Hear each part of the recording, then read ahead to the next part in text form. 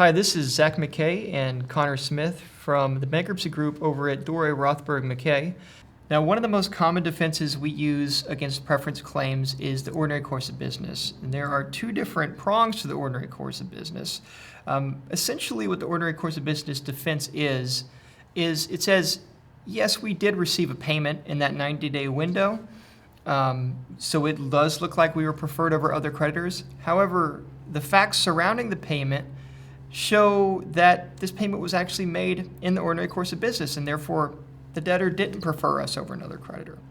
So the first way we do that is we look at the historical payments between the defendant, you guys, the creditor, and the debtor.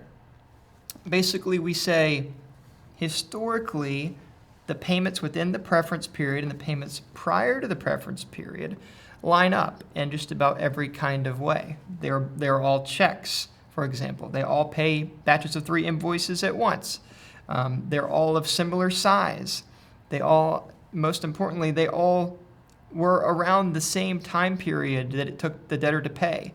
So, for example, it took 30 days after invoice every single time. If the payment in the preference period meets all those check marks, then we can argue, listen, this wasn't a preference. This was just another payment in a long line of payments based on the history of the two companies. And with that defense, you can be pretty successful. It's a very fact-based defense. You look at the payment history. You could look at the statistics, the numbers, the time it took to pay, and all of those things are used in our defense analysis when we try and settle this claim with the trustee or the debtor.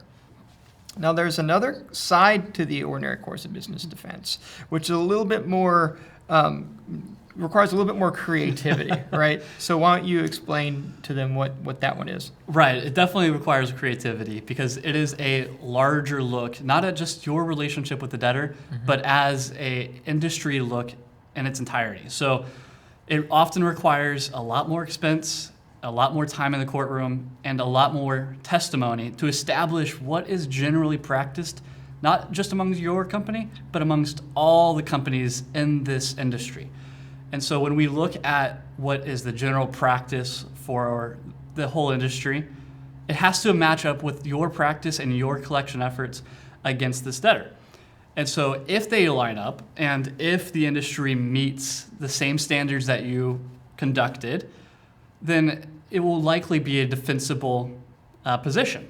Right. So it's as if you're saying, forget about what my client and the debtor are doing. Let's take a step back and look at what's going on in the industry right now, right when that payment was made. Because sometimes things in the industry make payments ordinary that would otherwise not seem ordinary. And like you said, that does require someone to testify what is ordinary in that industry. So it can get pretty expensive if you have to start finding expert witnesses.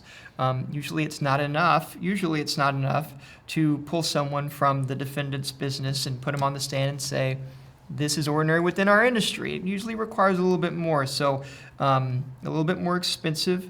Sometimes you don't usually see that defense play out as much unless the settlement goes pretty far down the line, right? Right, so. And even things including just general market trends. If there's a downturn in oil a particular year, that could be something that makes it into an argument. So it is very creative and it's varied. So when you get that demand letter or you get that preference lawsuit filed, please give us a call so we can perform an ordinary course of business analysis for you and lower or eliminate your preference exposure.